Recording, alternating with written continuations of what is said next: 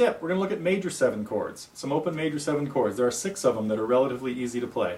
And a major 7 chord is made up of 4 notes. They would be the root, 3rd, 5th, and 7th of a major scale. In the case of D, that would be a D, the 3rd of D would be F sharp, the 5th would be A, and the 7th, major 7th, would be C sharp.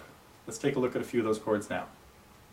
Major 7 chords, really pretty sound, used in a lot of jazzier tunes. Oops, that's because I was going back to E. So, fingering for some major 7 chords. E major 7 is a bit tricky.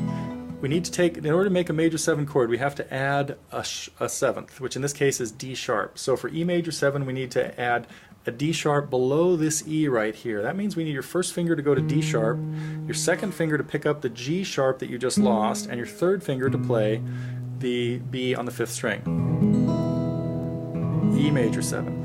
F major 7. We play this as a small version of the chord with your first finger on C, second finger on A, third finger on F, and leaving the first string E open. So we have an F, an A, a C, and an open E. G major 7. G is of course this. We need to add an F sharp to it. The best way to do this is not worry about the note on the 5th string.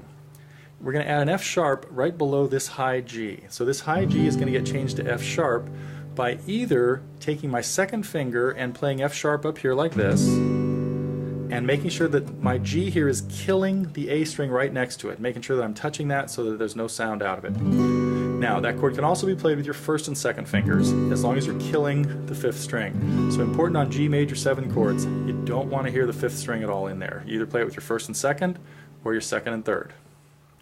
A major 7, just like A, but with your first finger that is here on A, slid back a half step playing G sharp. So we now have a G sharp, an E, and a C sharp. A major 7. B major 7 has to be played as a bar. C major 7, we'll skip to, is just like a C chord, but this high C that I'm playing here comes off so that I have B in the chord. C major 7, just a 2-finger chord with my second finger playing E, my third finger playing C. D major 7. This is D. We need to change this D to a C sharp, which would be a half step below it. We don't want to finger it like that. We want to play it with one finger flattened out across all 3 strings. This is a good time to start working on partial bar chords. So a D major 7 chord is played with one finger across the first, second, and third strings, all at the 2nd fret, and you've got an open D in the bass. There you go. 6 open major 7 chords.